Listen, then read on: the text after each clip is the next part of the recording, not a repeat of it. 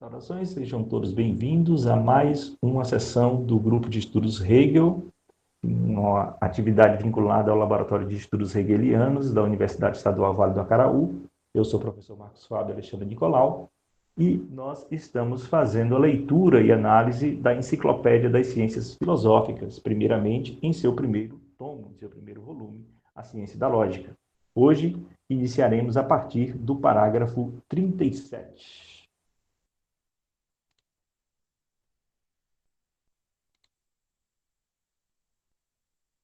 A segunda posição do pensamento a respeito da objetividade, primeiro ponto, o empirismo.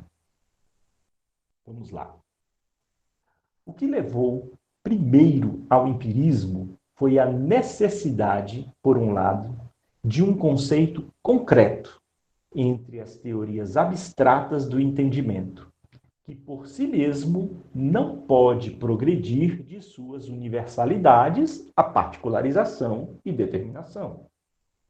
Por outro lado, foi a necessidade de um firme ponto de apoio ante a possibilidade de poder tudo provar no terreno das determinações finitas e segundo seu método.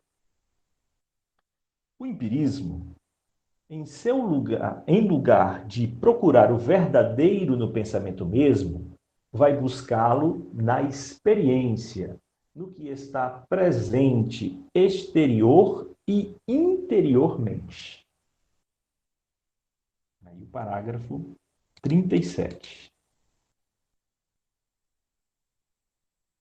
O que levou primeiro ao empirismo, então, não é o que levou o empirismo, né? O que levou ao empirismo. Então, o que fez com que o empirismo se tornasse uma opção metódica, ou uma forma de compreender a nossa relação de apreensão de mundo, foi o que? Por um lado, a opção 1, a busca de um conteúdo concreto ante as teorias abstratas do entendimento. Então, uma crítica direta a uma perspectiva racionalista, idealista, né, esse idealismo unilateral que o Hegel poderia assim chamar, né? Que por si mesmo não pode progredir de suas universalidades, ou seja, não pode passar de suas ideias, né, à particularização e à determinação. Então, a ausência dessa passagem das ideias inatas ou puras, ou do puro raciocínio, para a comprovação para o mundo real, essa falta de concretude, de objetividade, de positividade, isso fez com que um grupo de pensadores fosse alçado a uma outra perspectiva, a uma outra necessidade. Então, eles perceberam que essa busca pela essência pautada numa perspectiva a priori, tão somente cognitiva, tão somente pautada na racionalidade, ela deixava lacunas, tinham que ser preenchidas. E essas lacunas viriam por onde? Por outro lado, foi a necessidade de um firme ponto de apoio ante a possibilidade de poder tudo provar no terreno das determinações finitas e segundo seu método. Então, eu chamo a atenção para 3 pontos aqui, né? Primeiro, esse que eu já mencionei, a compreensão, a análise desse racionalismo, né?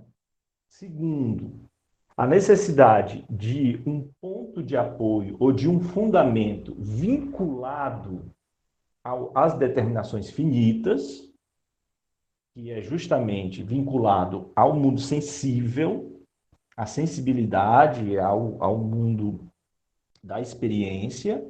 É isso que se está se chamando aqui a um firme ponto, aonde nós podemos provar, comprovar, verificar, testar, né, as nossas conclusões, e isso a partir de um método, a partir de um caminho seguro, a partir de uma maneira científica, né? Uma maneira que seja justificada. Então, são esses 3 pontos que eu chamaria atenção aqui nesse primeiro parágrafo, né? Alguém tem algum ponto além desses para expor? Tá bem claro, né? Porque por enquanto é só uma descrição. Ele está descrevendo como o empirismo surge. O surgimento do empirismo está descrito nesses 3 pontos. Assim, o que é que motivou os empiristas modernos? Essa constatação. Eles constataram isso. Então, só que aí vem a crítica, né? Então, Hegel é como um escorpião, né?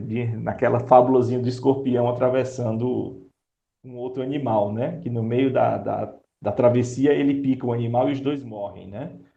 E pergunta, caramba, por que você me picou, né? Não, porque é da minha natureza picar. Então, e os dois morrem. E o Hegel é do mesmo jeito. É para ele só fazer uma exposição, mas ele não sustenta, ele mete uma crítica, né? O empirismo, em lugar de procurar o verdadeiro no pensamento mesmo, vai buscá-lo na experiência, no que está presente exterior e interiormente. Então, ele poderia suplantar, ele poderia retirar essa partezinha aqui, né? Porque uma definição de empirismo era justamente o empirismo vai buscar na experiência. Esse firme ponto de apoio vai ser buscado na experiência, no que está presente, exterior, nas coisas e interiormente. Depois que eu tenho a experiência, eu formulo as ideias. Aí é só lembrar do Locke, é só lembrar do Hume, né, da formação das ideias do Thomas Hobbes, no primeiro capítulo do Leviatã, né, que eles explicam bem como é que se entende, a partir de uma perspectiva empirista, a formação das ideias. Então, primeiro eu experiencio, aí essa experiência ela vai ser convertida em ideia pela nossa cognição, pelo nosso intelecto, pelo entendimento. Só que o entendimento sem a experiência, ele não pode formular nada. Ele precisa desses dados empíricos para poder moldar essas ideias, criar essas ideias. Então, ela precisa da experiência. E é interessante porque a definição de experiência para o Hegel, ela necessariamente ela tem que ser pensada como uma atividade que ela é uma mescla de interior e exterior. Você nunca pode esquecer disso, né? Experiência é sempre um indivíduo cognoscente que está experienciando algo que está para além de si, certo? Que está experienciando algo que não faz parte dele, que está fora dele, que lhe é externo. Então, por experiência, necessariamente nós temos uma relação entre exterior e interior. Isso é muito importante porque essa discussão vai voltar lá na doutrina da essência. Então, para entender a doutrina da essência, você tem que ter essa noção de experiência já assumida, entende? Porque senão você vai achar confuso essa ideia de como é que eu posso pensar exterior e interior dentro de uma mesma relação se eles são uma oposição do outro, né? Se é externo, é porque não é interno. Se é interno, é porque não é externo. Como é que essas duas coisas estão relacionadas? Para o Hegel é por causa disso, né? O interno e o externo estão necessariamente em relação. Tanto no ato do conhecimento, porque experiência só é formado por uma relação entre interno e externo, quanto na própria existência. Aí, lá na doutrina da essência, ele vai explicar como, na existência, o interno e o externo estão ocorrendo. Mas para a gente não se alongar, eu não vou dar esse spoiler. Tá? Vamos seguir. Aí tem esse adendo aqui. Vamos ao 38. Vamos lá. O empirismo, de uma parte, tem com a metafísica essa fonte em comum. Enquanto ela, para a legitimação de suas definições, dos pressupostos, como do conteúdo mais determinado, tem por garantia igualmente as representações, isto é, o conteúdo que deriva primeiro da experiência, de outra parte, a percepção singular é diferente da experiência. E o empirismo eleva o conteúdo pertencente à percepção, ao sentimento e à intuição. A forma de representações, proposições e leis, etc., universais. Contudo, isso ocorre só no sentido de que as determinações universais, por exemplo, força, não devam ter para si nenhuma outra significação e validez além da tirada da percepção e nenhuma outra conexão que se possa comprovar no fenômeno deva obter justificação. O conhecer empírico tem o firme ponto de apoio, segundo o lado subjetivo, no fato de que a consciência possui na percepção sua própria e imediata presença e certeza. Então, para não... esse 38 ele é um pouco mais longo, vamos por etapas, então, aqui nesse 38. Primeiro, olha que interessante, né?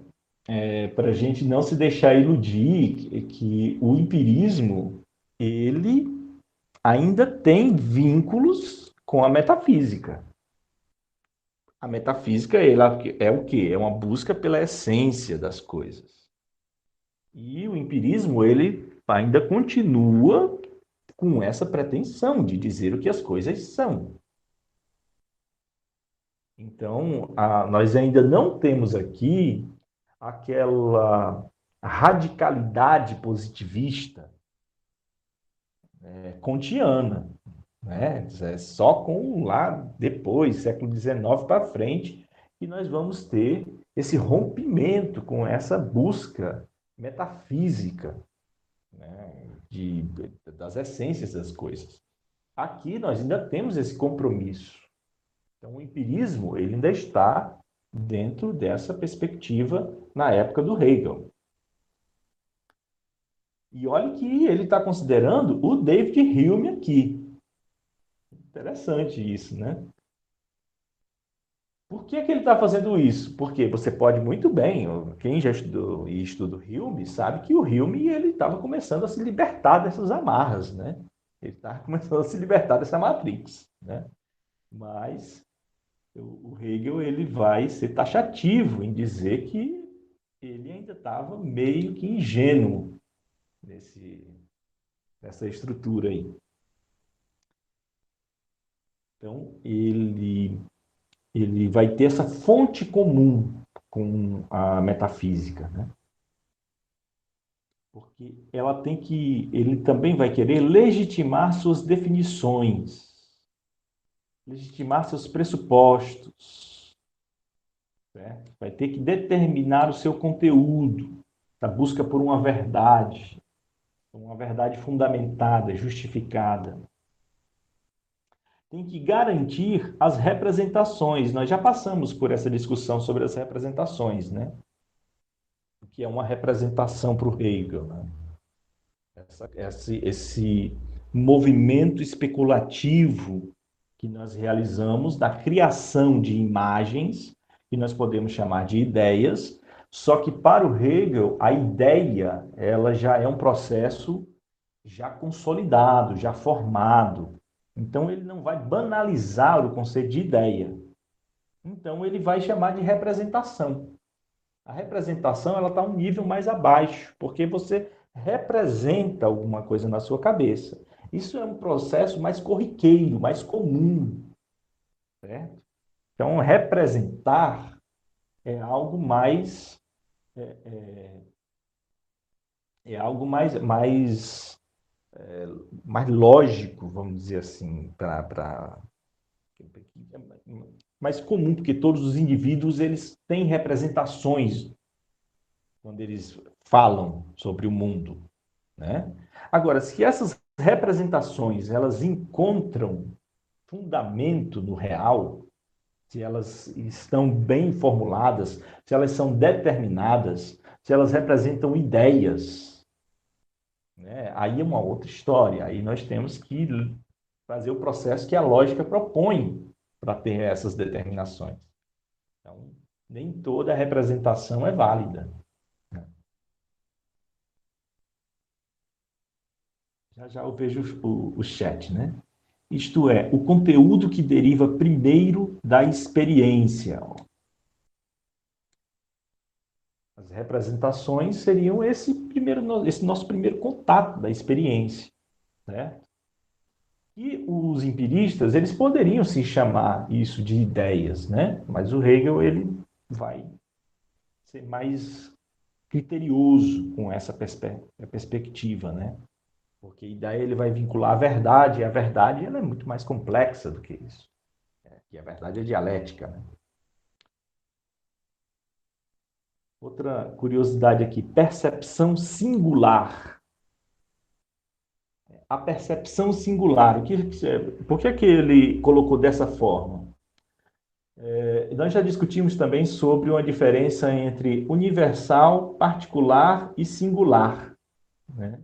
São termos que sempre vão aparecer nos textos hegelianos, né? O universal, ele tem essa perspectiva bem geral mesmo, né? Ele é abrangente e perene, né? O particular, ele é o finito, e o singular, ele é um finito específico,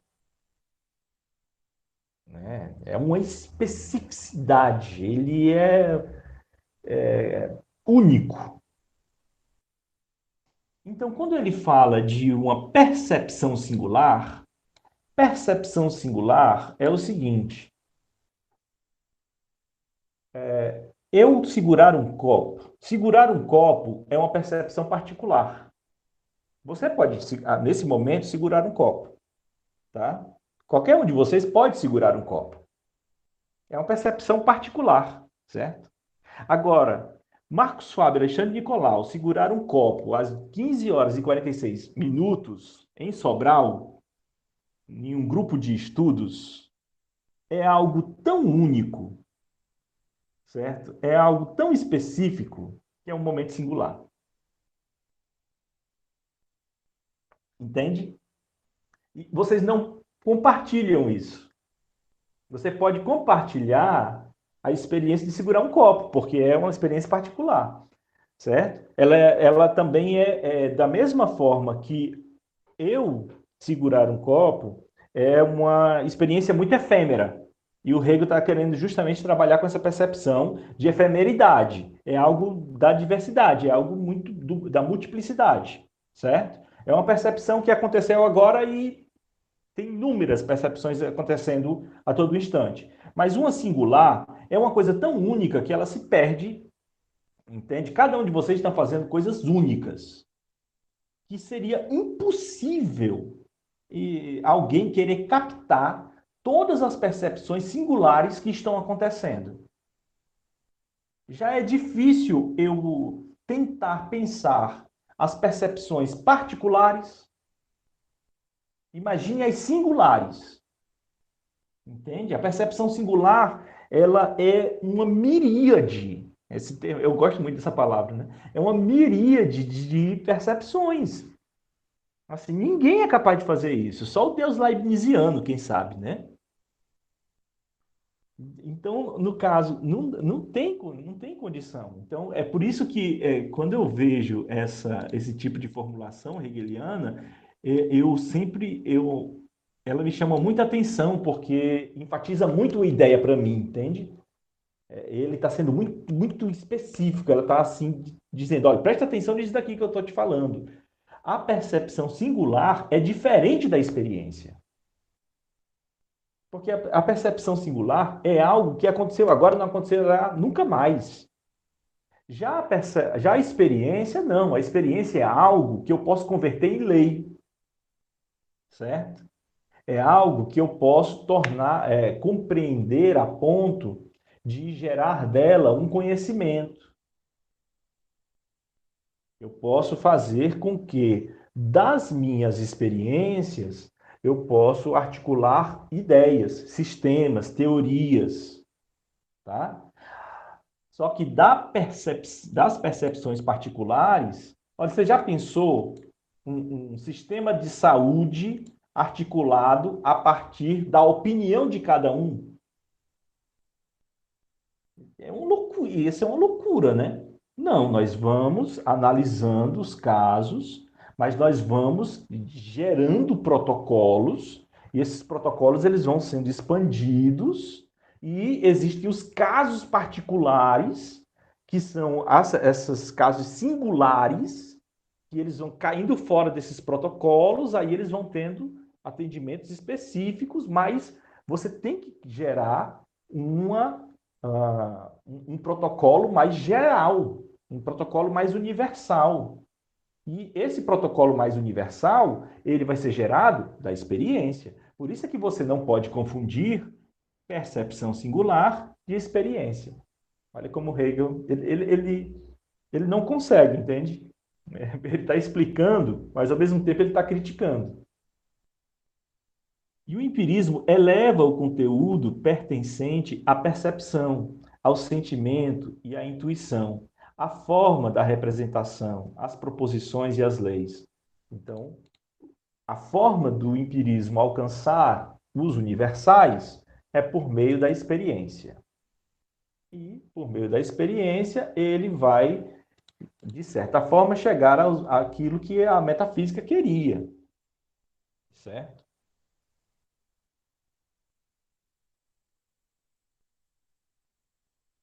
Isso só ocorre no sentido de que as determinações universais não devam ter para si nenhuma outra significação e validez além da tirada da percepção.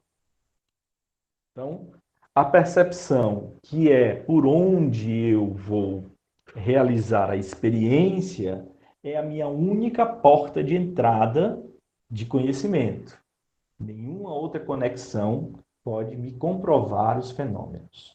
Nenhuma outra pode me justificar. Então, o conhecer empírico é o ponto firme de apoio para o empirista, né?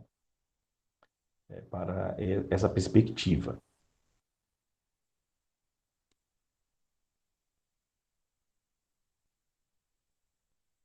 Então, a percepção, ela mesma, né, de forma imediata,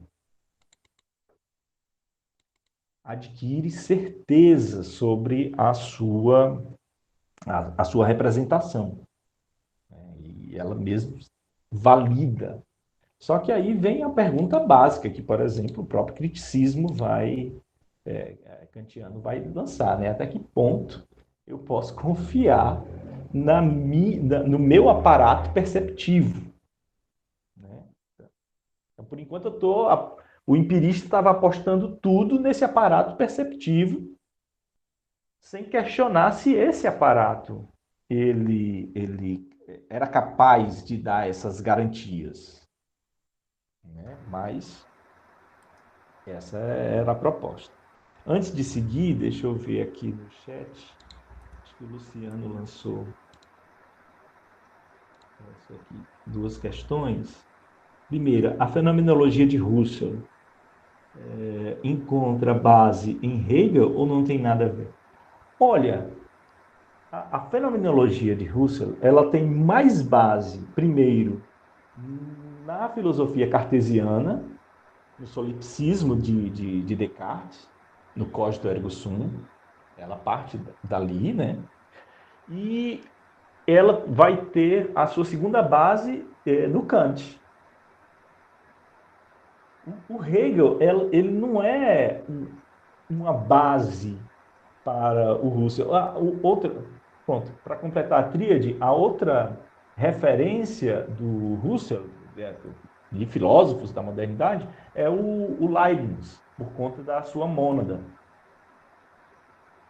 Então, embora o Hegel tenha a fenomenologia do espírito, né, isso não foi um ponto-chave para que o Edmund Husserl ele considerasse o Hegel como uma base da sua obra, sabe? Inclusive, eu estou ministrando uma disciplina no mestrado da UVA, às segundas-feiras, que é sobre métodos de pesquisa. E estou, nesse momento, trabalhando justamente a fenomenologia. Ideias para a fenomenologia do Husserl.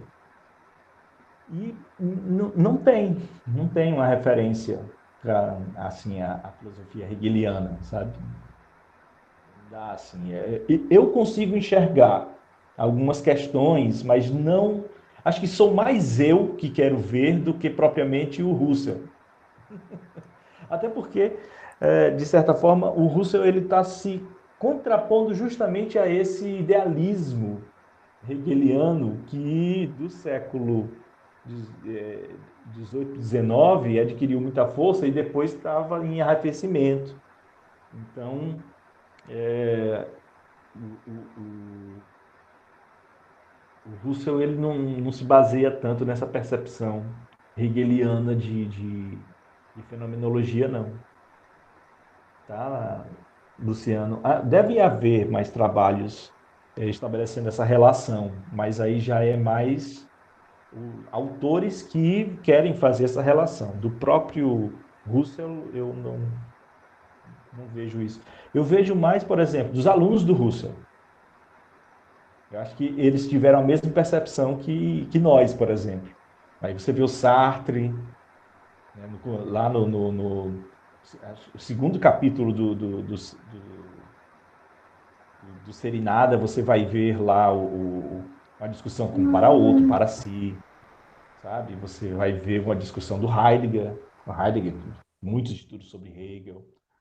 Você, você vê muitos autores pós Edmund Husserl se posicionando em relação ao Hegel. O Gadamer, né, no começo do Verdade e Método, é uma discussão bem clara com a fenomenologia do Levinas, né? Tudo bem, Nicolau. Mas especificamente o Edmund Husserl, não.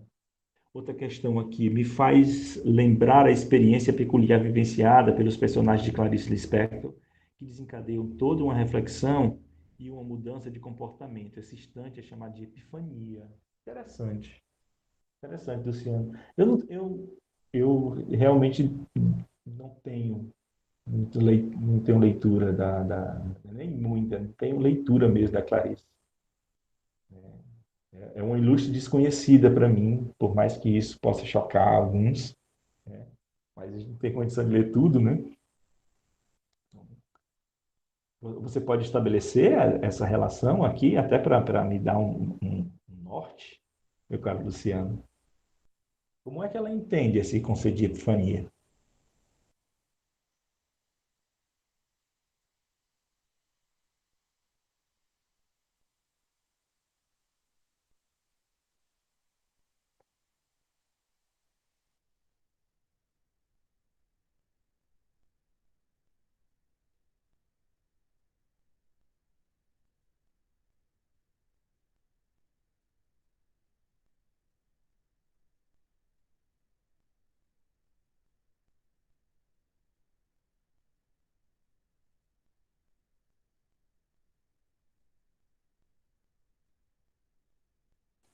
Ainda está no mute, Ah, perdão, licença. perdão. Na verdade, não é a Clarice que cria, né? Na verdade, são os estudiosos da obra da Clarice Lispector que falam, né, desse momento de epifania. Na verdade, são momentos muito, são experiências muito, como você falou, né, muito singulares da vida desses personagens. Por exemplo, tem um romance chamado A Paixão Segundo GH, em que a dona da casa perde a empregada e aí ela se depara com uma barata, né? E ela mata essa barata. E aí, a partir daquela gosma, né, que sai da barata, ela desencadeia toda uma reflexão sobre Deus, sobre a existência, e assim por diante. Então, é uma experiência muito, muito, muito singular. Então, como você falou, assim, de uma experiência muito significativa, né, muito singular, muito particular do sujeito, então me fez lembrar essa epifania, né? Então, os estudiosos da Clarice falam dessa epifania, né, desse momento de epifania. Tem um conto, eu acho que é Amor, não lembro bem o nome agora, que ela tá voltando para casa, a personagem, geralmente são personagens femininas, né? Então tá voltando para casa e ela traz ovos na bolsa e os ovos se quebram. E aí quando os ovos se quebram, aquela experiência é tão singular que desencadeia toda uma sucessão de acontecimentos e de reflexões sobre a vida, né? Sobre a vida interior e tal. Então seria mais ou menos isso. Então, quando você falou dessa experiência muito singular do sujeito, então me fez lembrar dessa experiência epifânica, né, dos personagens claricianos.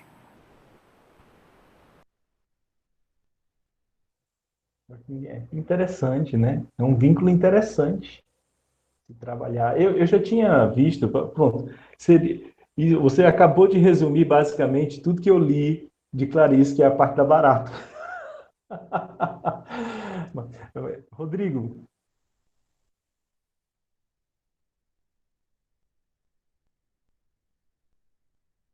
na hora que o Rodrigo ia falar, ele caiu. Mas assim que ele voltar, eu dou a deixa. Mas note, né, é bem curioso essa percepção hegeliana, né, desses conceitos, né, esses detalhes. E à medida que eu ia lendo os textos do Hegel, eu ia fazendo uma leitura bem tranquila, né, tentando captar uma espécie de sentido geral. Só que, à medida que eu fui lendo os comentadores, eles sempre me chamavam a atenção para os conceitos, dizendo, olha, não dá para você avançar se você não captar esse conceito. Só que esse conceito, ele vai depois entrar em relação com esse outro conceito, e nessa relação vai surgir esse conceito. Só que quando você vê esse terceiro conceito, você tem que nunca esquecer que ele traz esses dois aqui dentro dele. Aí eu disse, meu Deus, mas isso é uma leitura impossível colocar na minha cabeça, dentro de graduação.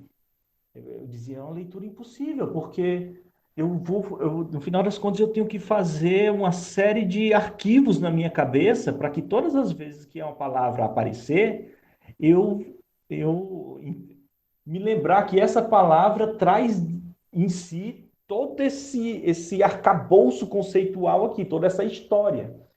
Aí, no final das contas, de tanto eu ficar lendo esse rapazinho aqui, esse Hegel, eu acabei criando esse vício de leitura de todas as vezes que uma palavra ela assume se chama atenção, né? E um autor X diz, olha, isso aqui é um conceito importante. Então eu anoto isso, eu grifo, eu anoto esse conceito e todas as vezes que ela aparece no texto, eu grifo, né? E às vezes, para não esquecer, eu sempre coloco um asterisco e coloco do lado. Lembre, isso daqui é tal coisa. Porque às vezes você vê isso no capítulo 1 e volta a aparecer lá no capítulo 10, sabe? E aí, às vezes, você passa batido. Eu vou e faço isso. Lá no capítulo 10 a palavra aparece de novo, eu faço um asterisco e digo, olha, lembre, no capítulo 1 foi dito isso sobre essa palavra. Para que eu não perca esse sentido, entende? E no Rego isso é muito importante. Porque às vezes você perde a importância do parágrafo, do que ele estava querendo dizer, porque você não prestou atenção e às vezes você não leu com a entonação correta, né, porque você não ligou para aquela palavra, porque você achou que ela é só uma palavra de ligação, entende? E, e nós temos que prestar bem atenção nisso. Rodrigo, é, você já está apto a fazer sua... Ou, cara, é porque eu tô vendo aqui o encontro no celular e eu não tô conseguindo ver as teclas. Olha, aí eu apertei para desligar, desculpa, viu? Não, é Vai porque lá. a questão aí da Clarice é que tem que ver, né? Só que um adendo. É, quem é o biógrafo dela, quem é o estudioso que está tratando desse estilo dela, porque a gente vê um interesse muito grande dos pesquisadores de língua inglesa na Clarice Lispector, e aí eles trazem todo aquele arcabouço de teoria literária, né, muito baseado no William James. Esse William James, ele meio que deu as bases para que, por exemplo, a literatura contemporânea inglesa fosse estudada. E aí a gente vê, por exemplo, termos como epifania, que são muito explorados no James Joyce, sendo utilizados na Clarice. Mas, assim, a questão da epifania vem bem a calhar na leitura que a gente está fazendo, porque é como se fosse um recurso literário em que o autor ele tenta expressar na sua maneira mais radical um detalhe da realidade, né? Assim, fulana estava comendo, né, jantando. Aí do nada ele para a narrativa e diz assim, tinha uma azeitona boiando na sopa. Isso é uma epifania, porque ele dá meio que é como se fosse um soco de realidade na leitura. E aí a gente está lendo sobre o empirismo, né, no Hegel, aí meio que faz a conexão mesmo. Mas era só isso, Marcos. Obrigado. Legal. Mas é interessante, é interessante essa, e isso é o estilo do grupo de leitura, né? Porque chama a atenção para a gente, né, na nossa leitura, desses detalhes, né? E o grupo de estudo, isso seria impossível fazer numa aula, por exemplo, entende? Dar essa parada, essa quebrada, para nós discutirmos um pouco disso. Porque, no caso, no estilo do Hegel, ele nos cobra, sabe, essa parada. Então, realmente, existe uma série de momentos epifânicos nessa leitura do Hegel, porque ele quer justamente nos chamar a atenção. Então, nada aqui é ordinário, sabe? A gente não pode fazer uma leitura ordinária do Hegel, isso daí é que eu estava tentando explicar, né? Não dá para fazer uma leitura ordinária como se diz assim, isso daqui eu posso colocar, não tem importância essa discussão que ele está colocando aqui. Aqui ele está enchendo linguiça. E quando você cai nisso, isso daqui eu posso passar, entende? Quando você cai nessa de passar, é aí que você vai, assim, distorcer a sua leitura de uma forma que vai estragar de uma forma que você vai perder o fio da meada, entende? Você vai realmente perder, o diabo fica nos detalhes, realmente, porque você acaba pervertendo a sua leitura porque você perde as mediações. Então, esse por exemplo, quando a primeira vez que eu fui ler a enciclopédia, eu não li o conceito preliminar. Eu fui direto para a parte que interessa, ou seria o nada, entendeu? Então, eu já comecei do Hegel sem esse tipo de discussão que precede, porque eu pensava assim, isso daí é coisa que ele fez para os alunos dele, não me interessa, porque para os meus objetivos, eu quero chegar logo nessa discussão da dialética e tal, e tal, e tal. Então, eu fiz uma leitura. Olha, não façam isso, crianças, né? Eu iniciei procurando, e olha que não tinha ainda computador, né? Eu saí procurando a palavra dialética, certo? E saí procurando a palavra contradição e a palavra negação no texto. Então, toda vez que eu encontrava nessa minha primeira leitura, eu marcava e aqueles parágrafos me interessavam, o resto não me interessava. Aí, depois que eu encontrei essas passagens que eu iria colocar no trabalho, aí eu passei direto para outra parte. Olha o tanto de mediação que eu perdi na minha leitura. Aí foi preciso eu receber o choque de realidade, indo para os congressos, com o meu orientador, lendo os intérpretes, e ele chamava a atenção, e eu, caramba, mas está lá? Né? Passando vergonha das pessoas me perguntando, dizendo, mas isso está no parágrafo 18. Eu disse, não, no parágrafo 18, aí eu voltava lá. Então, note, né, para você entender como esses momentos, eles estão aqui, e não é por acaso que está aqui. Tá? Antes da gente continuar, certo? A Carita também colocou aqui uma questão. Mas antes da Carita veio uma pergunta do Daniel. Qual a diferença entre objetividade e concreto? É interessante porque, para o Hegel, ele vai dividir a lógica numa parte objetiva e numa parte subjetiva, certo? E isso faz toda a diferença, né? Ele quer justamente nos mostrar que existe uma dialética entre subjetividade e objetividade. Então, o objetivo para o Hegel é algo muito mais relevante, importante, determinado, seria a palavra correta, do que o concreto, certo? Do que o material, por exemplo. No que segue a nossa leitura, ele vai fazer uma crítica ao material, para você entender bem essa discussão, essa graduação conceitual que essas palavras possuem, certo? Então, quando você vai em busca de algo que é concreto, o concreto está vinculado ao material que é o sensível, que está vinculado ao mundo finito, certo? Essa é a minha leitura aqui desse primeiro termo. Mas isso quer dizer que é o objetivo? Não, porque o objetivo, ele tem a ver com uma percepção determinada, certo? É quando as coisas possuem objetividade. A objetividade é algo muito mais amplo do que uma percepção de matéria. E ele vai até nos demonstrar como, no momento que você percebe o material, está ali também o formal. Então, para mostrar como é algo que está muito mais amplo do que a mera sensação, o mero toque, né? A mera percepção visual. É algo muito mais amplo do que isso. Então, o objetivo, ele tem essa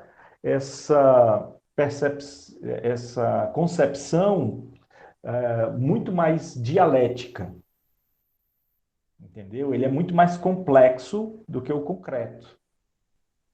É claro que, por concreto, em Hegel, você está falando em algo que está determinado, está em processo de determinação, né? Mas aí você não pode converter essas palavras em Hegel, e daí, mais uma vez, o diabo mora nos detalhes, você não pode converter essas palavras em sinônimos em Hegel.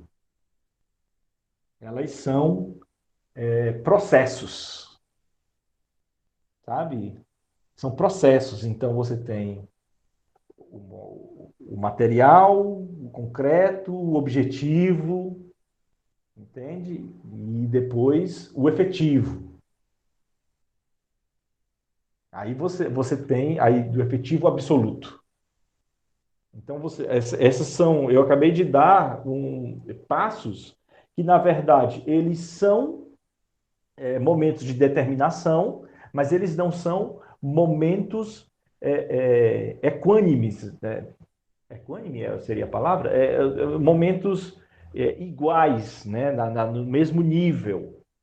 Né? Eles têm graus diferentes de determinação.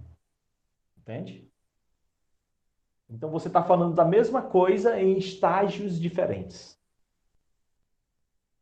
Por que por que o concreto, então, está um estágio abaixo do objetivo? Porque ele não passou ainda pelas contradições, ele não passou ainda pelo processo dialético, ele não é um conceito que teve as mediações necessárias para tornar essas mediações mais conscientes do nosso ponto de vista, né? Para nós utilizarmos ele de uma forma mais.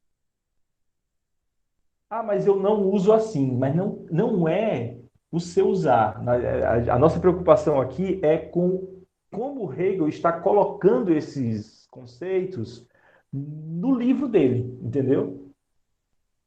Então, no livro dele, no sistema dele, ele está seguindo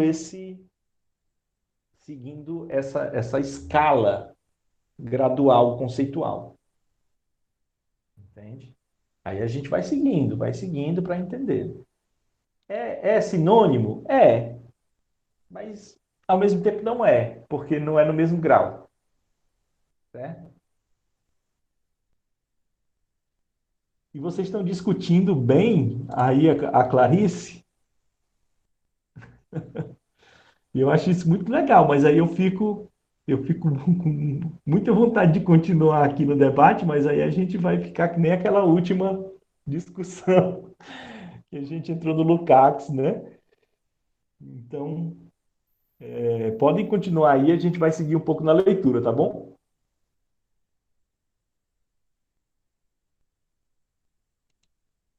Não vou cercear, mas ao mesmo tempo vou seguir na leitura. Vamos lá para a nota. Há no empirismo este grande princípio: o que é verdadeiro deve estar na efetividade e existir para a percepção. Esse princípio é oposto ao dever ser, com o qual a reflexão se incha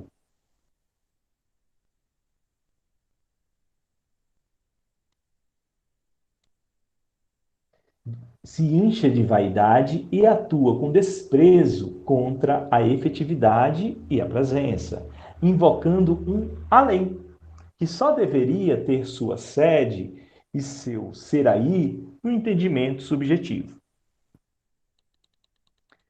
Como o empirismo também a filosofia só reconhece o que é. Não sabe uma tal coisa que somente deve ser e que por isso não é aí.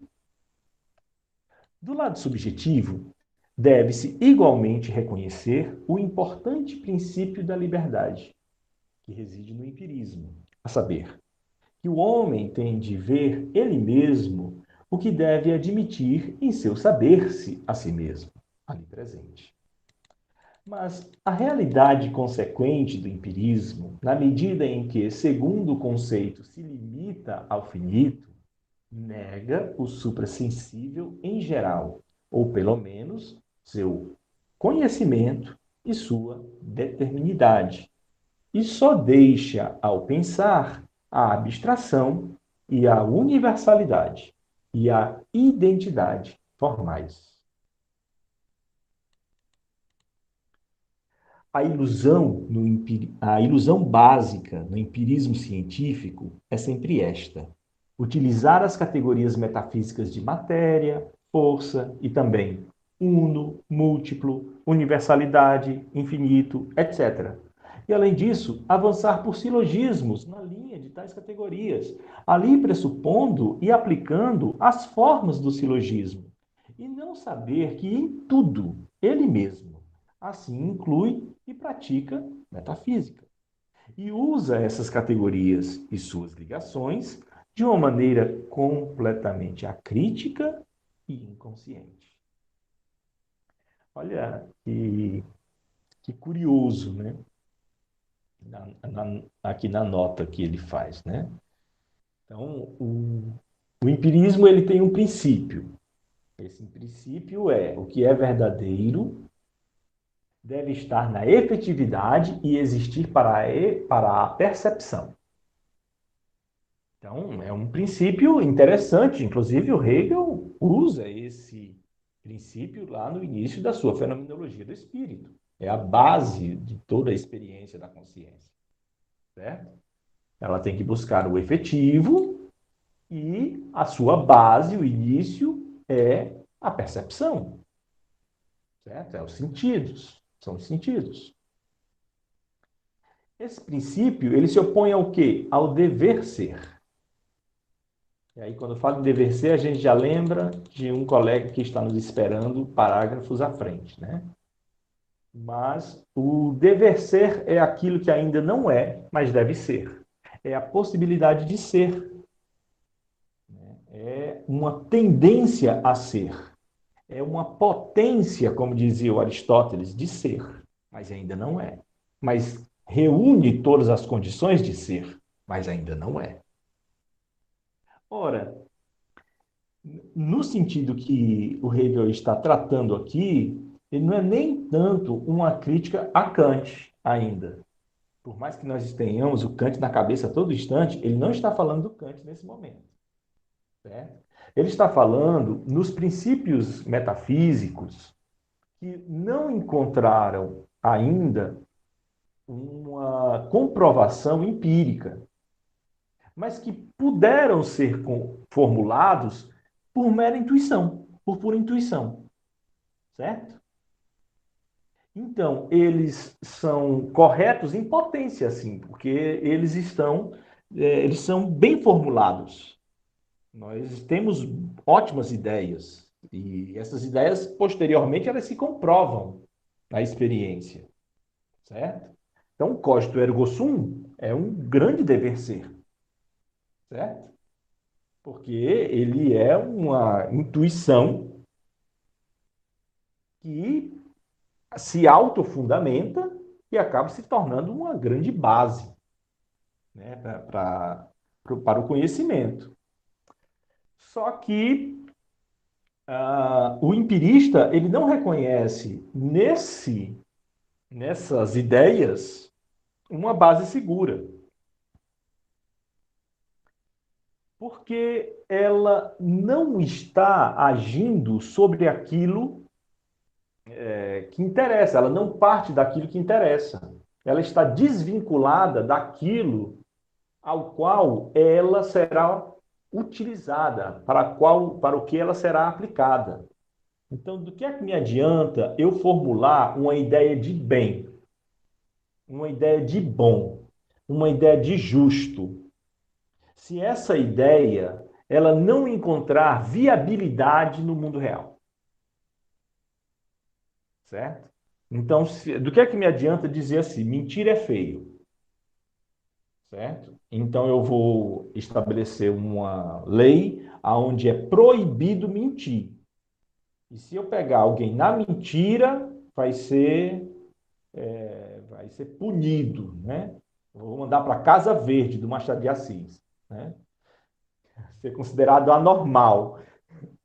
Todo aquele que for, né, já que a gente está no âmbito da literatura, deixa eu puxar aqui o Machado, né? Então, no caso, esse tipo de proposta, ela vai encontrar alguma viabilidade no mundo real, esse tipo de proposta de pureza virtuosa? Tanto que é que me adianta, perguntará o Hegel, esse dever ser maravilhoso, né? É uma formulação de uma ideia muito bonita, mas e aí? Como é que fica isso? Entende? Como é que se articula isso?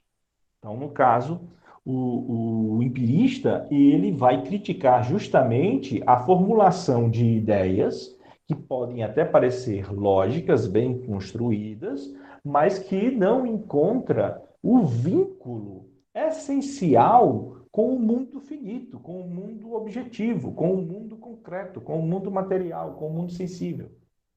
Como ela não parte do mundo sensível, o que é que ela vai querer? Ela vai querer que o mundo sensível se adeque à sua lógica. Isso não parece razoável, não é? Então, por isso aqui, ele vai dizer, com o qual a reflexão se incha de vaidade, olha só. Ela se incha de vaidade porque ela vai querer impor a sua lógica à realidade. Só que a realidade, ela está se lixando para aquilo que o pensamento imagina, cria. Entende? O pensamento atua com desprezo contra a efetividade e a presença. Ora, o que é que interessa para o empirista? A efetividade e a presença. Invocando um além que só deveria ter sua sede e seu ser aí no entendimento subjetivo. Um além de quê? Um além do sensível, né? Está para além do sensível. Do mesmo jeito que o subjetivo, ele tem o sensível como um além, o sensível, o finito, ele tem o subjetivo como um além. Está para além dele, está desvinculado. Lembrando o Russell, que está fresco na minha memória, é um transcendente. Certo? Você transcende. Aquilo que lhe é transcendente, lhe é exterior. Aquilo que lhe é exterior está além de você. Tá? Como o empirismo, também a filosofia, aí vem o detalhe. Lá na introdução, ele definiu a filosofia para a gente, lembra? Então a gente já está aqui ciente de que a filosofia ela tem uma obrigação. Essa obrigação é trabalhar conceitualmente. A filosofia conceitua o mundo. A filosofia, ao captar o sentido das coisas, essa busca pela essência das coisas, ela constrói uma forma de não apenas entender, mas transmitir o que o mundo é, comunicar o que o mundo é. E o que é essa construção? É o conceito. Então, a filosofia ela é necessariamente uma fabricadora de conceito. Então, é interessante essa parte, você lembrando que o Hegel já fez isso lá no parágrafo 7, quando ele diz, como o empirismo, a filosofia também só reconhece o que é. Aí você diz, oxe, e o empirismo não é filosofia, não? Não. Na percepção do Hegel, não. Porque o empirismo ainda é ingênuo, ainda é unilateral. E se a filosofia ela é uma atitude que conceitua, e o empirismo ainda não é capaz de conceituar. Ele ainda é uma proposta lacunar. Ele ainda não é capaz de ser uma filosofia real. E olha mais uma vez o detalhe, né? E ele ainda foi até bonzinho, ó. Isso daqui é uma colher de chá monstruosa, sabe? Que o Hegel está dando. Normalmente ele não faz isso. Ele está dizendo, lembre do parágrafo 7. Aí você volta lá e ele definindo filosofia, né? Então, a filosofia trabalha com aquilo que é a essência. Aquilo que é a essência é dito pelo conceito. O empirismo, ele também só reconhece aquilo que é. No entanto, ele não é capaz de me dar aquilo que é. Por isso que ele ainda não é filosofia. Ele age como a filosofia, mas ele não é filosofia. Ele tem os mesmos objetivos da filosofia, mas ele não é filosofia. É muito interessante essa leitura hegeliana, sabe? Porque ela me fez ter a seguinte percepção.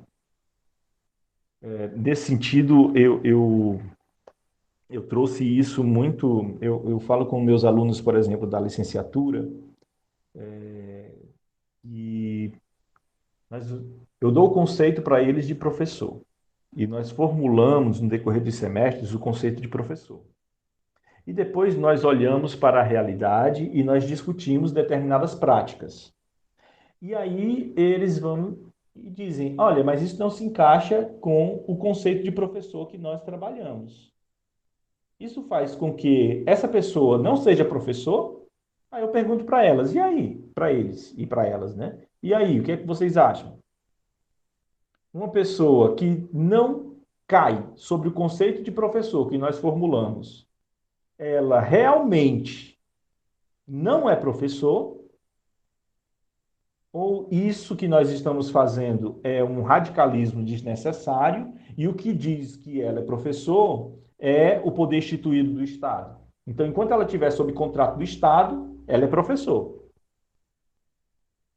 Sob contrato da iniciativa privada, ela é professor. Ela só deixa de ser professor quando ela não está empregada. Ou ela é professor enquanto que ela cai dentro desse conceito. E aí, depois que a prática docente deles responda, né? Mas eu gosto de sempre de colocar isso uma pulga atrás da orelhinha deles, né? E onde foi que eu aprendi isso? Com o Hegel, né? A filosofia, ela fala o mundo em conceitos. Se o conceito perde o valor, então, o que é que nos resta? Né? O Hegel, nesse ponto aí, você pode me dizer, é hegeliano. Bem, pode ser que eu seja, né? Pode ser que eu seja. Por conta desse meu ponto de vista, né? Para mim, o Hegel, se existe uma coisa que eu concordo, é desse ponto de vista aqui, desse ponto de vista conceitual. As coisas possuem conceitos, os conceitos. Aí eu sou idealista mesmo, né? Aí é o idealismo absoluto para mim, nesse sentido, do mundo, né? Não tem muito de construção, de projeção. Para mim, o conceito é isso. Você cai sobre o conceito ou não cai sobre o conceito. Cabe uma reformulação do conceito? Aí vem a questão: você vai estressar esse conceito até que ponto? Porque vai chegar um momento que você vai estressar esse conceito e ele vai se tornar uma outra coisa. Aí é permitido que ele se torne uma outra coisa? Até onde nós vamos afrouxar, flexibilizar os conceitos? Aí, entende? E isso, quem é que me permitiu esse tipo de reflexão? Hegel, entende? Aí eu chamo qualquer contemporâneo, qualquer sistemático, qualquer filósofo para discutir isso comigo. E aí, onde é que nós vamos chegar nessa discussão? É por isso que eu acho importante continuar estudando Hegel, porque ele me dá esses elementos para discutir com qualquer outro ponto de vista, né? Alguém tem algo mais? Zueni? Zueni está calado hoje.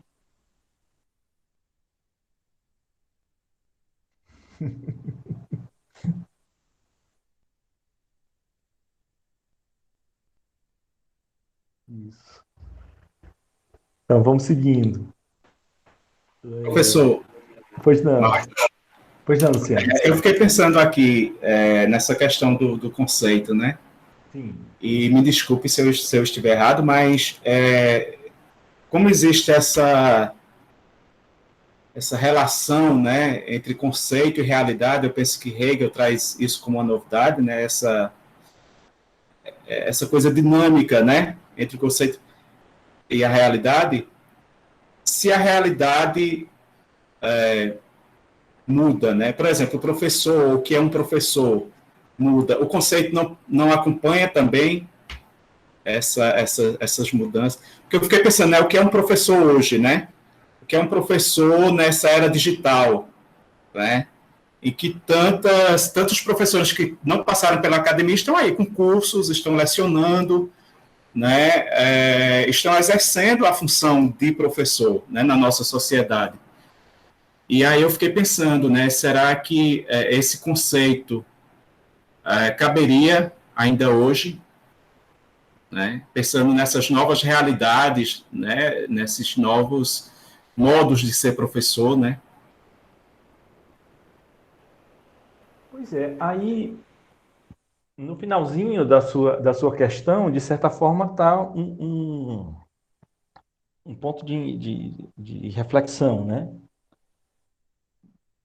Ser professor e modos de ser professor. Então, se existem modos de ser professor, É porque você tem um conceito determinado do que é ser professor, e esse ser professor, ele se diz de vários modos, ou de modos diversos, né? Ou de alguns modos diversos. Só que todos esses modos caem no mesmo conceito de ser professor. Ou seja, a modalidade, né, de apresentação da docência ou do professorado não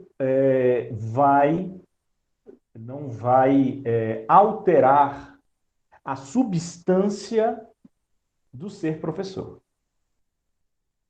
É interessante também, porque é outra discussão que eu gosto muito de travar com os alunos. A importância da metafísica, né? Todo mundo fica... Para que metafísica?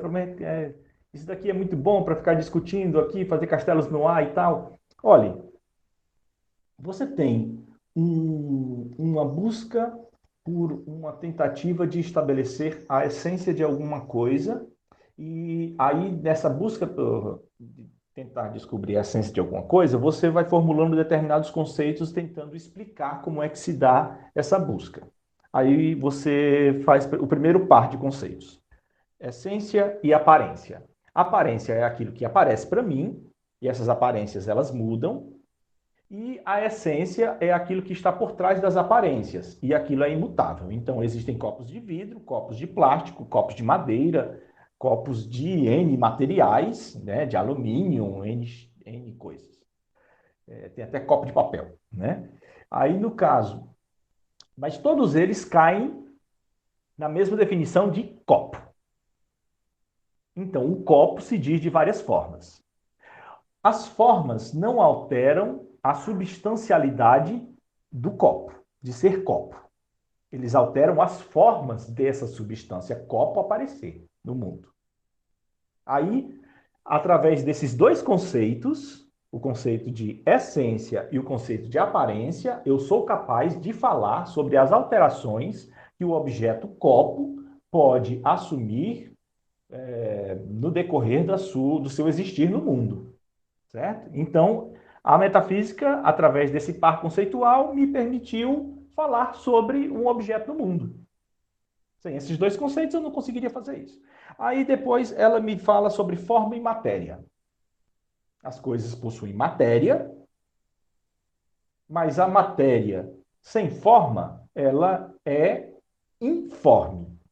Né?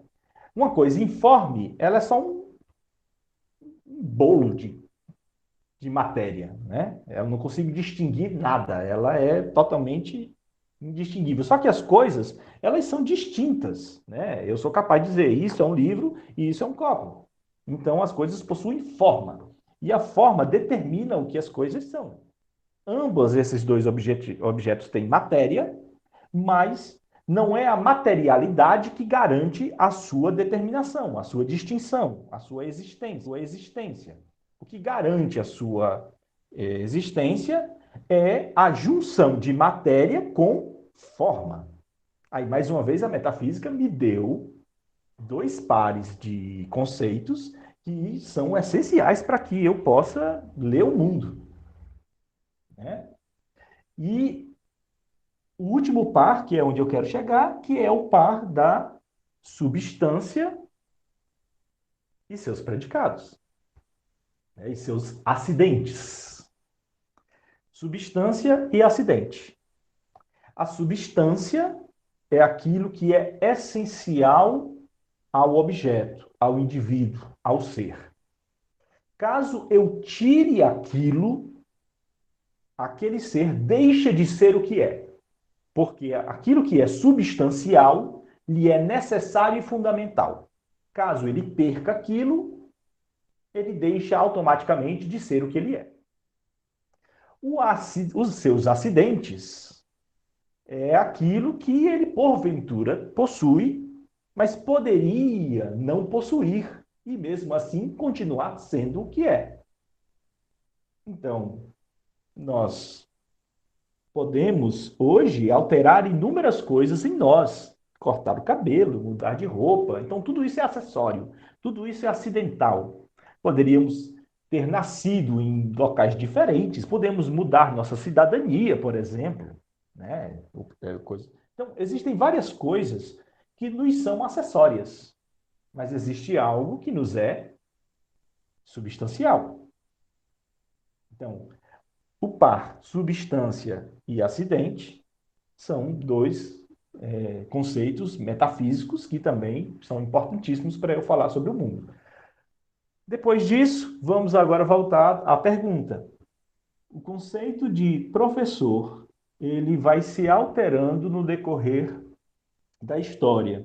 Será que chegaremos um momento em que nós teremos um conceito completamente diferente do conceito que foi atribuído ao primeiro professor, ao primeiro mestre, à primeira atividade docente?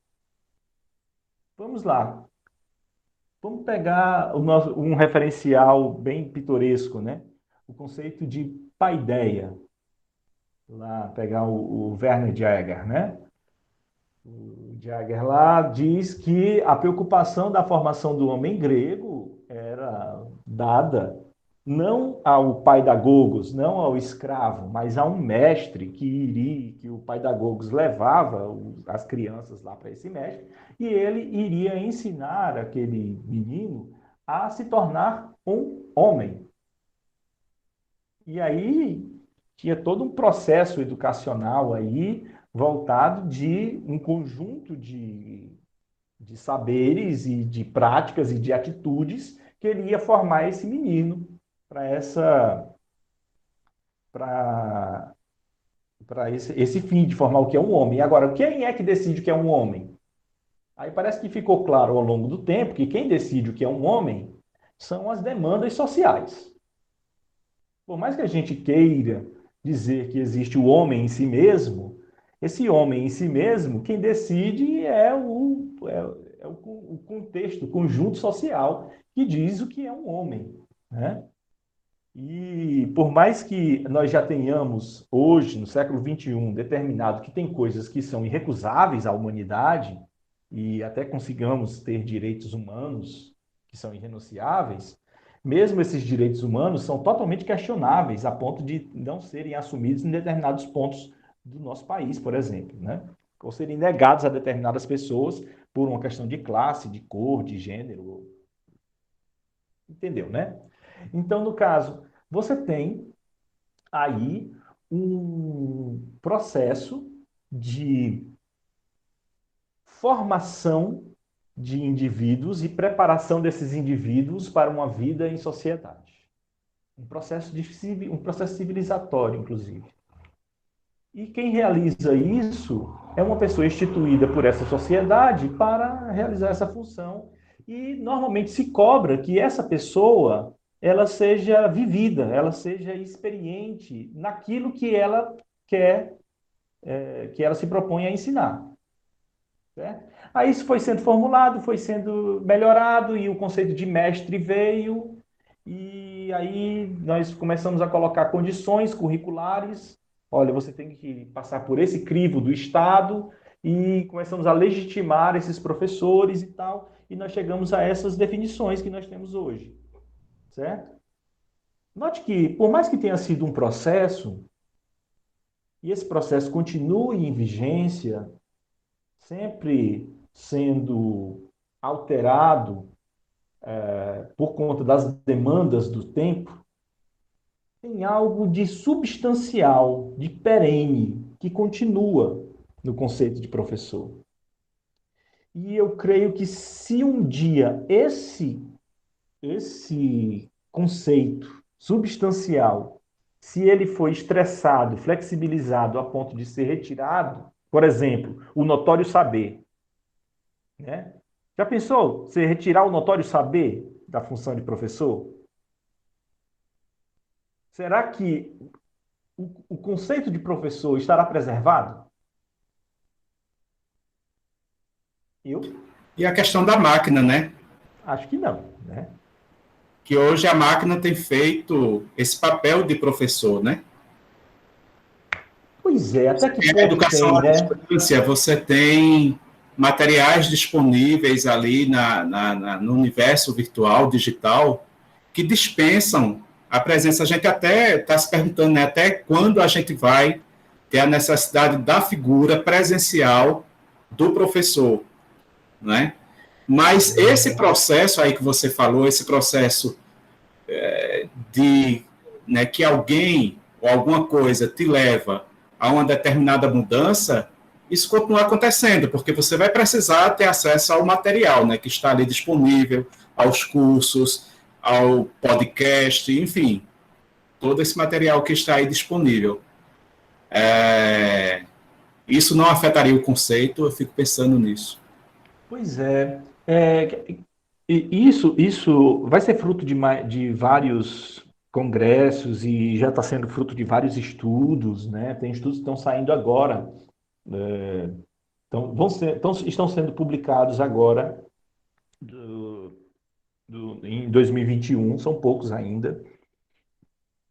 Depois nós podemos conversar um pouco sobre eles, porque foi o ano de 2020 que possibilitou isso de uma forma mais evidente, que é uma inteligência artificial ou um sistema, ele substitui um professor? E, cara, será que substituiu? Será que... Porque o que é que nós não tivemos condições ainda de estabelecer o seguinte: uma turma de ensino fundamental que foi guiado por um professor, uma turma de ensino fundamental que foi guiado por um professor à distância, em EAD, um presencial, outro à distância, e uma turma de ensino fundamental que não houve a mediação de um professor,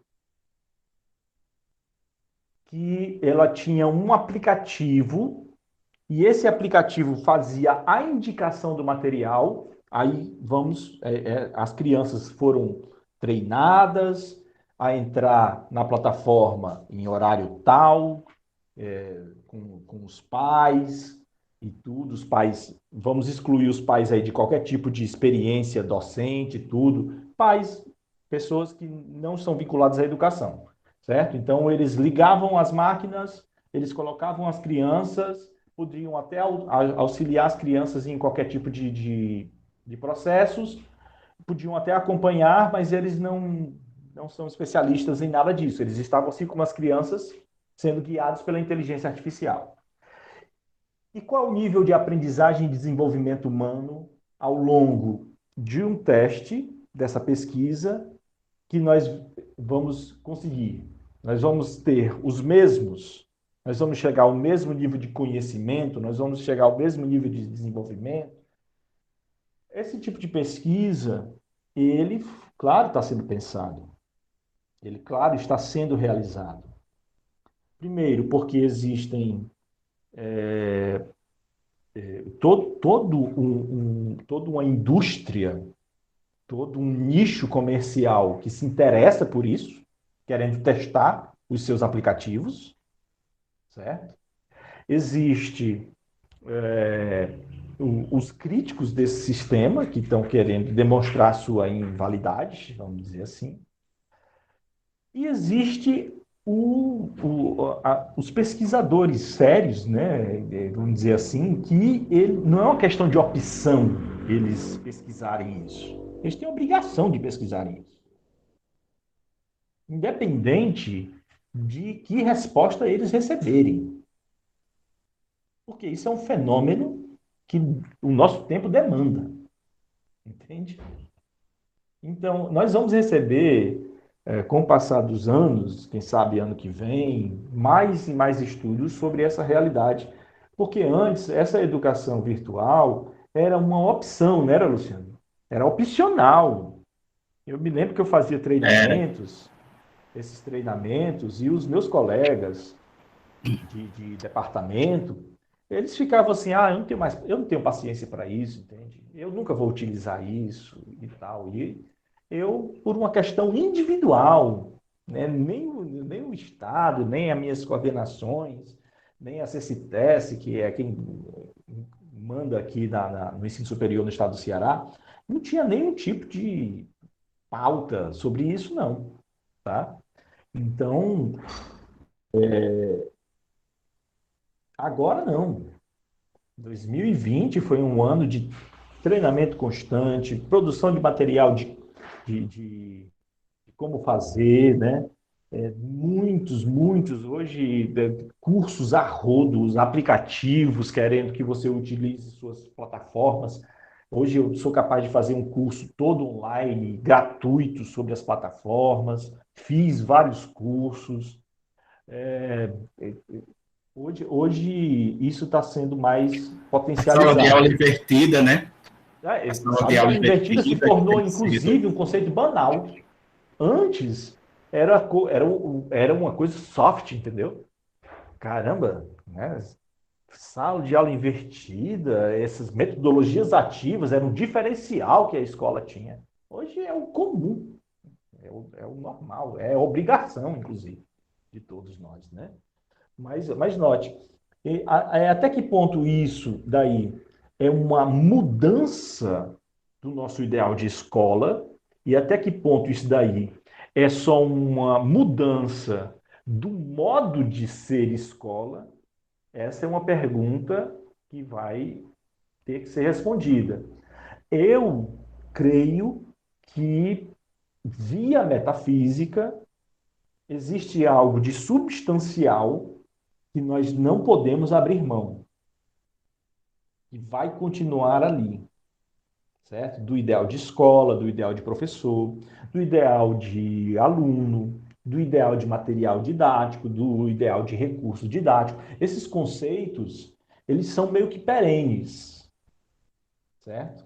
Agora, as formas com que ele vai se apresentar, a forma de sua aplicação, as suas adaptações, as suas atualizações, isso daí é que é mais volátil, entende? Aí é uma flexibilização grande disso daí. Todas as vezes que alguém questiona essas questões mais substanciais, eu vou lhe ser muito sincero, me dá um frio na espinha.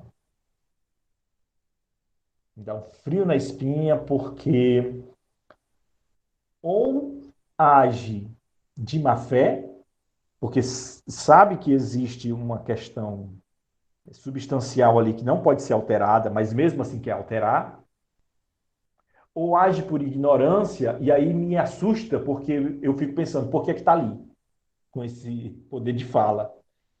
Entende? Então são coisas que o Hegel me leva a pensar. Né? Mas aí, Luciano, assim, eu gosto muito de conversar, cara.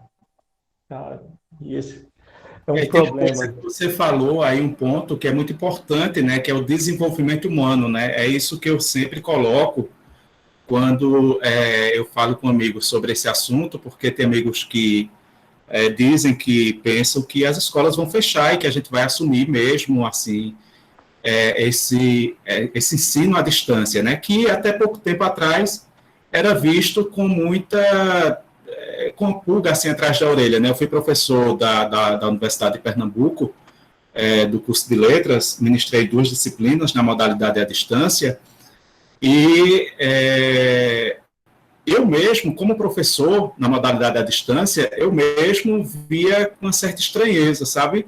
Aquele para mim não era a mesma coisa, não funcionava bem, as coisas não aconteciam como deveria, como a sala de aula presencial, enfim. Depois eu fui me acostumando, mas no início era muito difícil para mim. Então, assim, quando o Bolsonaro ganhou, também ventilaram aquela possibilidade, né, dos pais ensinarem também, né, os filhos. Teve muita essa discussão, porque os filhos estavam sendo doutrinados na escola, então ia ter essa modalidade, né, de ensino e aprendizagem, né, os pais queriam assumir as disciplinas, né, ensinar as disciplinas, e aí a escola ia dar apenas esse suporte, né, à distância e tudo mais, enfim. Mas ali com a presença dos pais, né, os pais meio que filtrando, né, esses conteúdos e tal. E a gente está vendo agora realmente esse uso, né, das tecnologias que vem dando certo, mas que, por outro lado, a minha questão é justamente isso que você colocou, né, o desenvolvimento humano. A gente perde algo de muito importante no desenvolvimento, que é a interação social, principalmente nas séries iniciais, né? Sim, sim, fato. Não tem como nós não percebermos essas questões. São questões do hoje, né? O Hegel tem uma frase muito legal, que ele diz assim, todo filósofo, todo pensador é filho de seu tempo, certo? Então, ele já nos lança numa discussão assim, olha, eu estou discutindo as coisas do meu tempo. Só que, para discutir as coisas do meu tempo, eu tenho que articular um aparato crítico que me possibilite, que me garanta um modo, né, que justificado, sério, rigoroso de discussão sobre o meu tempo. E aí ele vai se preocupar em, primeiramente, ter, antes da discussão sobre o tempo dele, que está na filosofia do direito, que está na filosofia da história, que está na filosofia da religião, que está na filosofia da estética. Ele fez pequenos textos sobre a reforma do parlamento britânico. Então, ele filosofou o tempo dele, né, de alguma forma.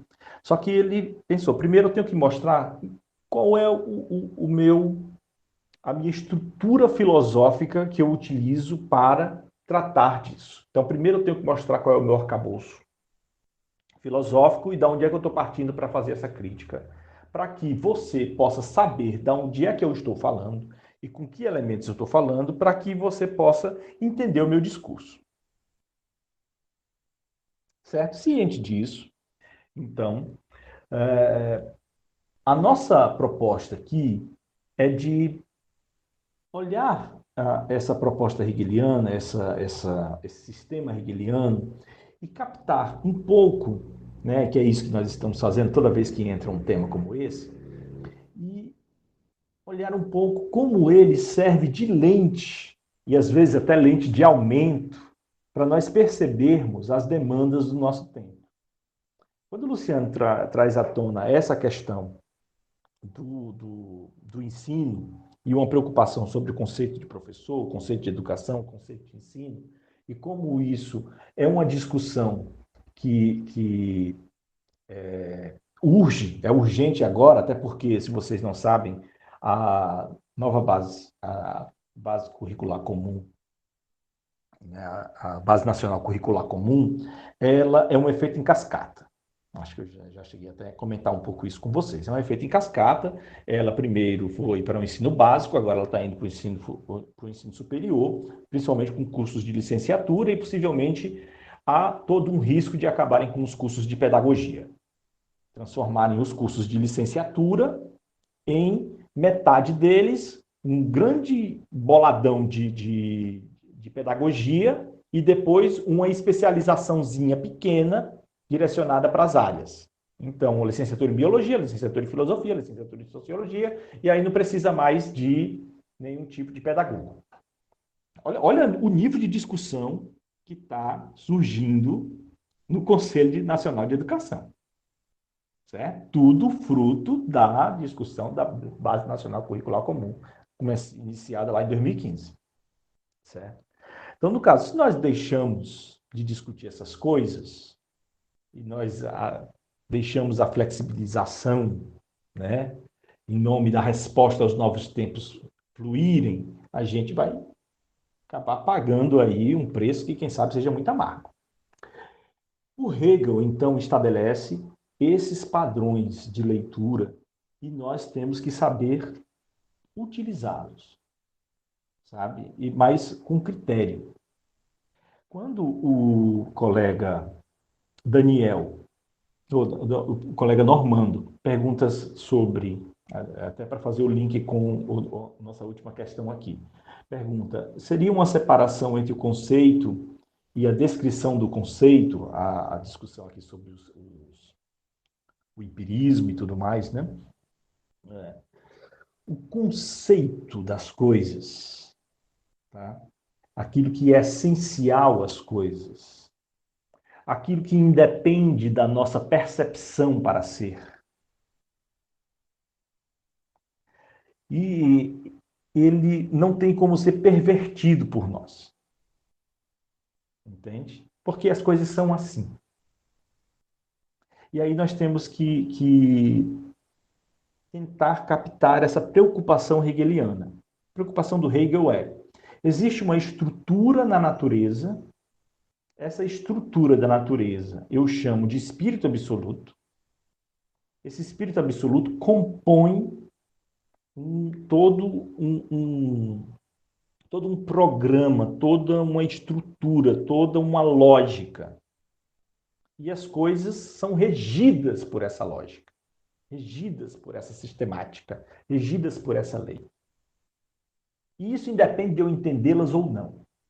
No entanto, dentro dessa lógica, existe um momento no qual eu apareço, que é a filosofia do espírito, que é a história, que é a cultura, que aparece a partir da arte, da religião e da filosofia, que depende do meu nível de consciência, do meu nível de consciência de mim, do meu nível de consciência para com a natureza e do meu nível de consciência na produção de mundo. Aí, no caso, o Hegel, então, ele sempre gosta de nos avisar que existem mediações. Então, existe a lógica do mundo que independe de mim, mas essa coisa que independe de mim, ela não é sem mim, porque ela age em mim. E quando ela age em mim, para quê? Para se fazer também, para acontecer também. Porque eu sou parte disso tudo. Entende? Eu não sou externa a ela. Então, como ela faz tudo, ela está em mim, e se ela está em mim, eu faço parte desse fazer das coisas. É isso que o Hegel está chamando a atenção. Então, quando eu descrevo o conceito, Normando, eu estou entendendo o conceito. E ele passa a ser algo importante para mim. Ele passa a ser algo, eu passo a ter consciência dele. Ele passa a ser compreensivo para mim. Qual é a importância disso para com o todo? Já que, independente de mim, o conceito continuaria sendo o que ele é. É que agora, o conceito, ele vai se efetivar a partir das minhas ações também. O Hegel diz que existe na humanidade um grupo de pessoas que personificaram o espírito. Entende? Então, o espírito está em todos, mas algumas pessoas, essas pessoas personificaram a ação do espírito. E fizeram coisas grandiosas a ponto de entrarem na galeria dos heróis da humanidade, ele diz. Aí, quem são essas pessoas? São os escolhidos a dedos por Deus? Não, são as pessoas que conseguiram ler o conceito, eles entenderam a lógica do conceito. São pessoas que viram mais longe, pessoas que viram além. Eles não são escolhidos, elegidos. Eles são pessoas mais conscientes, entenderam a estrutura. Eles não entenderam o todo, né? Mas eles entenderam a estrutura a ponto de poderem dar sua contribuição. Então, no caso, o empirismo que ele está criticando aqui, ele diz, olha, o empirismo ele tem uma vantagem muito grande. Ele parte das coisas mesmas, né? Do concreto, do material. Ele parte do mundo finito. E isso é muito importante. Certo? Então, quando eu levantar os problemas, né, como o Luciano fez, né, e como o Zueni fez em eventos, em sessões anteriores, né, levantando questões do nosso Odier e tal, quando vocês fazem isso está mais do que legitimado, porque é daí mesmo que tem que surgir as nossas questões, porque nós temos que entender isso. Só que nós só vamos entender isso, e aí é muito hegeliano isso, quando nós entendermos a estrutura que está por trás desses fatos. Aí não interessa se esses fatos são o 11 de setembro, ou se esses fatos são se esses fatos são a educação na pandemia, ou se esses fatos são a invasão de Napoleão à Iena. Entende? Todos esses fatos, eles são movidos por uma sistemática. Essa sistemática é complexa, ela não é fácil de ser compreendida. E é por isso que a dialética, a especulação, é o que me permite fazer isso. E como é que eu vou fazer isso? A partir de uma descrição conceitual. Essa descrição conceitual vai me permitir acesso ao conceito. O conceito é aquilo que sempre esteve lá. Entende? Mas que, ao mesmo tempo que sempre esteve lá, ele precisa de mim para se efetivar. Mas se ele sempre esteve lá, por que ele precisa de você para se efetivar? Para se efetivar em mim. Porque enquanto eu não for consciente, ele não se efetiva em mim. Entende como é que funciona essas coisas? Então, liberdade já existe. Mas enquanto eu não for consciente de que a liberdade é um processo aonde eu vou ter que mediar a minha vontade com a vontade do outro, então a minha vontade é uma vontade livre, sim, somente quando eu considero que os outros também possuem vontades e essas vontades são conflitantes com a minha, e eu tenho que arranjar uma forma de mediar essas vontades conflitantes, e quando essas vontades conseguirem ser estabelecidas de uma forma, eu vou usar o termo democrático aqui, né? Democrático, aí sim eu vou conseguir efetivar a liberdade em mim e nos outros, no mundo, certo? Agora, ela já existe enquanto uma estrutura, enquanto uma ideia. Ah, mas isso é idealismo. É idealismo mesmo, é isso que o Hegel defende. Aí, se você não concorda com isso, aí você está fora do sistema hegeliano, entende? Você vai optar por um outro autor para descrever esse processo, mas em Hegel é assim. Está entendendo? Então, essas discussões que parecem nos desviar, eu gosto muito delas porque elas servem para evidenciar o que o Hegel está querendo mostrar para a gente. E é por isso que eu gosto de grupo de estudo, entende? Porque o grupo de estudo me permite essas divagações, né? E a gente pode, aqui sem nenhum tipo de compromisso obsessivo com continuar passando página, né, com isso, né? Eu acho que a gente chega já no nosso teto para parar nesse parágrafo, né? A gente para aqui no parágrafo 38, avançamos 2 parágrafos, mas uma boa discussão, né? Só para concluir, ele diz o seguinte, que o empirismo ele tem um problema. O problema do empirismo é que ele utiliza de vários elementos que a metafísica usa, só que ele pensa que ele está acima da metafísica. Como é que ele está acima da metafísica se ele continua usando do expediente de vários termos metafísicos?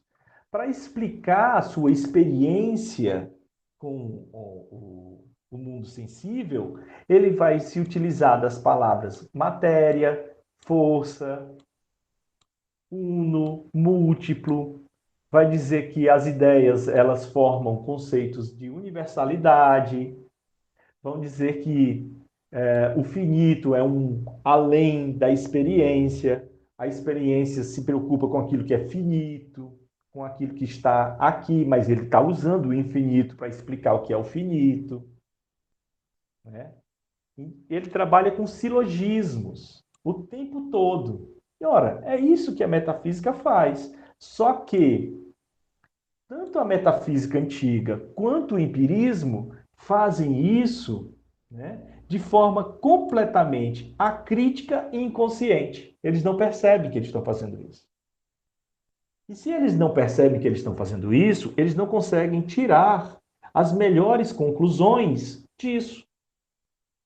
Entende? É como se você estivesse com não sei, como você estivesse com um aparelho de alta tecnologia, certo? Para abrir cocos, por exemplo, e pegasse esse aparelho e tentasse abrir o coco batendo esse aparelho no coco. Sei lá, e é um aparelho que tem um laser que poderia abrir o coco. Então você tá utilizando esse instrumental de uma forma menos, tirando dele menos do que ele poderia lhe dar.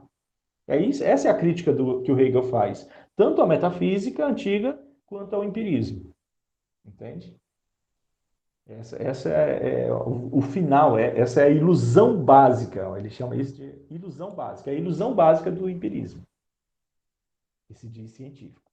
E é por isso que ele não é filosofia ainda, não dos termos hegelianos. Tá? Então, gente, temos mais alguma questão? Aqui fica o registro do Zwenir, né? Pensa que a mudança em termos de relações humanas já ocorreu nesse ano e meio. São várias as consequências que vão além das percebidas. Ainda não as percebemos. Isso só confirma a corujinha de Minerva que só alça o seu voo no final do entardecer. Isso mesmo. Por isso que eu estou dizendo na minha resposta ao Luciano, né? Quem sabe sobre aquele tema, né? A gente só vai conseguir ver estudos sérios mesmo 2022, 2023, né? Porque eu acho que pesquisas sérias sobre o impacto do ensino remoto e das tecnologias educacionais sobre o ensino infantil, principalmente, né, que é a nossa maior base, e a gente não tem como ter assim a curto, médio prazo, só a longo, médio prazo. Né? A gente tem que ver primeiro uma geração que foi formada disso, né? E é sempre ruim, porque você perde uma geração, né? Olha aí, nós tivemos inúmeras gerações sem ensino de filosofia e sociologia nas escolas. Para percebermos depois o impacto a diferença de uma geração que foi a de 2013 para cá, com filosofia nas escolas. Aí você vai vendo o impacto. E já está. Quem sabe nós vejamos agora o impacto de uma geração sem determinadas matérias, que é o que está sendo discutido agora. Né? Vamos lutar para que nós não vivamos esses dias. Né? O 11 de setembro, por exemplo, ainda não se findou em termos de significado filosófico, verdade. Um âmago de suas consequências ainda não plenamente percebidas nasceram nos nossos alunos, muitos dos quais vivem em realidade na qual estão e que inconscientemente são e lhes constitui de forma absolutamente profunda. Resgatá-la e constituí-la em novas lentes no interior das quais pulsa um presente que é fruto do passado, que nada mais é do que um porvir não sabido. Muito bem, Sven. Muito bem. O Noam Chomsky tem um livro muito legal sobre o 11 de setembro, que põe muita pulga atrás da nossa orelha, né? Quanto civilização, assim, as consequências quanto civilização. Gente, eu acho que a tarefa do filósofo, pelo menos a minha percepção, enquanto superficial estudante do Hegel, que parece que a gente está tentando pegar um trem em movimento e nunca está parando na estação.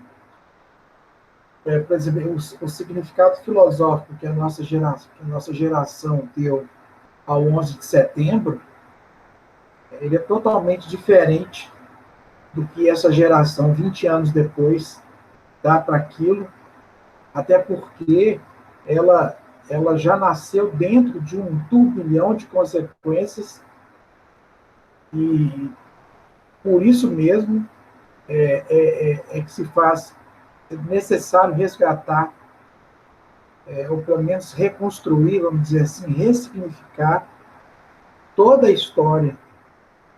Então, esse caso da pandemia, por exemplo, nós aqui, enquanto professores, estamos tentando entender como que vai ser, qual que vai ser a função do professor, né? Daqui a algum tempo, isso vai ser, essa realidade virtual vai ser cada vez mais, já é, né, a normalidade a partir da qual, né, as novas relações humanas vão ser pensadas e, e vão ser circunstâncias em que não sequer serão, que sequer se problematizarão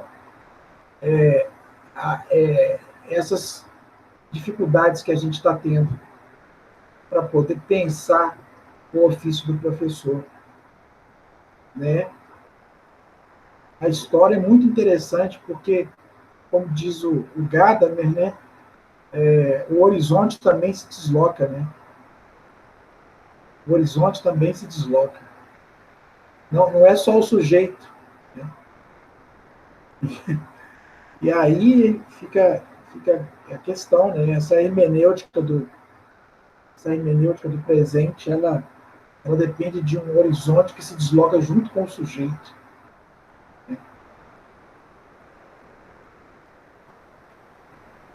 Isso essa consideração. É outro autor que eu gosto muito, né? Tem até um orientando que trabalha com isso, com Gadamer. Porque são percepções muito interessantes de mundo. Realmente a filosofia é filha do seu tempo mesmo, né? Isso que a gente está vivendo agora é irrepetível na história. Irrepetível. A forma, olha, eu sempre falo uma coisa, as coisas que a gente está vendo, sabe, só nós sabemos vê-las da forma como estamos vendo, certo? Quem não procura se informar, quem não procura criticar, quem não procura ressignificar esse presente, ir na fonte, ir nos fatos, corre o risco de passar a história sem nem ver o que aconteceu. É isso. Então isso é muito sério, cara. É muito sério. O que está acontecendo no Brasil, né, já que a gente está no finalzinho, em que não se reconstrói a memória, por exemplo, da ditadura, dos tempos ditatoriais, esse buraco na memória coletiva que a gente vive, que nunca se fecha essa ferida. Isso aí, eu nasci em 74, é um período que me instiga a cada vez tentar buscar para eu poder chegar o máximo que eu puder naquilo, mas eu sei que eu não vou conseguir, mas ao mesmo tempo eu sinto a ferida dentro de mim, de um passado que não se fechou, sabe? E que a cada vez estão mais nos tirando a possibilidade da gente se reconciliar, a nossa memória, a nossa história, do nosso povo, sabe? É vergonhoso isso que está acontecendo, que sempre aconteceu na história do Brasil. É vergonhoso. Verdade, verdade, meu caro. Sim, eu acho que, de certa forma, é meio que retocável, sabe, Zenil, o que você colocou agora.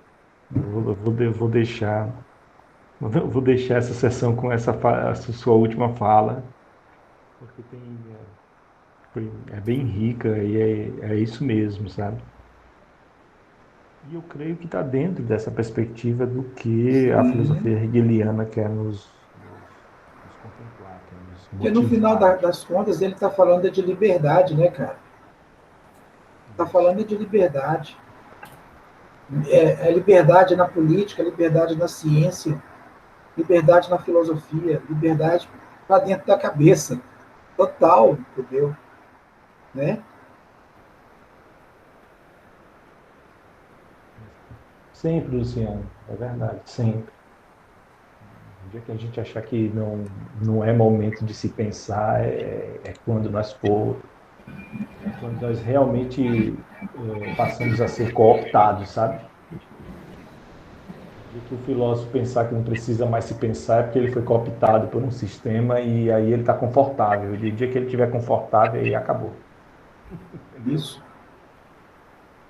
Ele tem que ficar assim, como o Zuninho está luta. colocando aí, com essa pulga atrás da orelha sempre, sabe? Filósofos, artistas, professores, poetas, são os párias da sociedade, que são perseguidos, que são mortos, que são mutilados, porque é um sistema que fala pelas costas, que parece que é como uma injeção que está inoculada nas micro-relações humanas que ao tempo todo excluem, fazem o papel do status quo de uma forma indecente e inconsciente. Precisa ser o tempo todo questionado. Um povo que não tem um mínimo de dignidade educacional é incapaz de reconstruir a sua história. Então, o papel do professor, do filósofo, do poeta, do artista é fundamental como instrumento de resistência, cara, nessa realidade absurda que é a história do Brasil como um todo, né? A gente precisa refazer de uma forma urgente para mostrar, para a gente poder reconstruir, refazer, entender esse passado que nos assola, que nos sombra, a gente respira sem nem saber porquê, na verdade a gente não consegue nem respirar, o tempo todo nos sufoca. Estava conversando isso com a minha namorada hoje. Tudo que as pessoas querem é um chinelo de dedo para pisar no chão, cara. Entendeu? Enquanto os caras estão se virando com milhões e milhões de reais à custa da miséria das pessoas, entendeu? E, esses caras não fazem mal, não é só para mim nem para você, mas principalmente para quem não tem um pingo de dignidade, não tem nem o que comer, nem o arroz com feijão básico, as pessoas estão tendo, cara. Você entendeu? O arroz com feijão, se nós conseguíssemos prover as pessoas com o mínimo do arroz e do feijão, entendeu? Esse país seria um pouco melhor, ligado? Mas isso aí é assunto para...